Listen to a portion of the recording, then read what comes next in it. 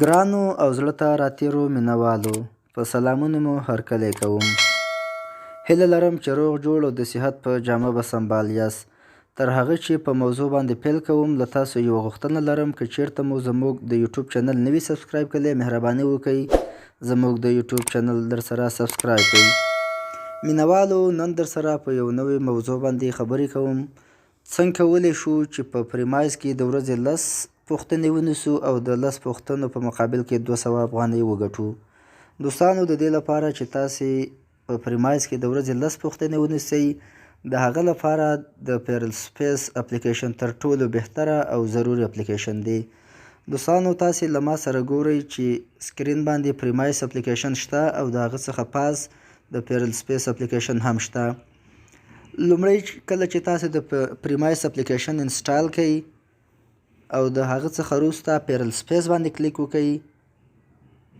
لږ انتظار وکړئ دوستانو تر څو زموږ دغه اپلیکیشن خلاص شي. دوستانو ما سره په دې کې 6 اپلیکیشنه شته. زه غواړم چې دې کې یو بل اپلیکیشن هم داخل کړم. نو دوستانو په دغه جمع علامه باندې یا په ایډ باندې به کلیک وکړئ.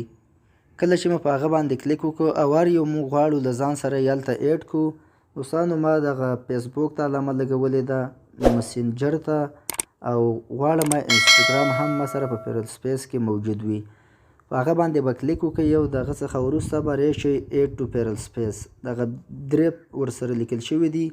زه غواړم چې دغه 3 وړه اپلیکیشن په پیرل سپیس کې داخل کړم. نو په ایډ باندې به کلیک وکړئ. دوستانو تاسې مخکې وکتل چې ما سره 6 اپلیکیشنې وي او اوس ما سره په پیرل سپیس کې 9 اپلیکیشنې دي. کله چې تاسې غواړئ هر یو اپلیکیشن په دې کې اضافه کړئ نو په ایډ باندې به کلیک وکړئ او کولی شئ چې هغه اپلیکیشن په دې کې ور اضافه کړئ. دوستانو څنګه کولی شو په پیرل سپیس کې 10 پوښتنې ونیسو. کله چې 6 بجو ته 1 منټ پاتې کېدلو نو د موبایل ډیټا مو کولاو کړئ او په پریمایز کې پوښتنې ونیسئ. کله چې 6:30 بجو ته 1 منټ پاتې کېدلو په دغه ټیم کې پوښتنې ورکړئ. 7 بجو ته چې 1 منټ پاتې کېده دغه ټیم او 9:30 بجو کې کولی شئ پوښتنې ونیسئ او هم په 8 بجو کې پوښتنې نیولی شئ. که په دې وخت کې له تاسې کومه یوه پوښتنه مس شي نو کولی شئ چې په تکراري بڼه یې په 2 بجو کې ونیسئ. 1 منټ 2:30 ته پاتې کېده په دغه ټیم کې پوښتنه ورکړئ. کله چې 1 منټ 3 بجو ته پاتې کېدلو په دغه وخت کې پوښتنې ورکړئ او 3:30 بجو ته چې 1 منټ پاتې کېده په دغه وخت کې او د هغه ترڅنګ کله چې 4 بجو ته 1 منټ پاتې کېده تاسې کولی شئ په دغه وخت کې ټولې پوښتنې ونیسئ. دوستانو دا وه د نن ورځې ویډیو. که چیرته مو ویډیو خوښه شوې وي دوستانو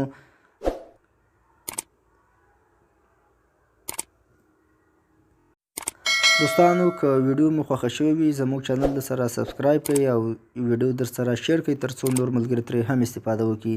تر څو چې زه په راتلونکي کې تاسو ته په بلې ویډیو کې راځم تر هغه د الله په امان.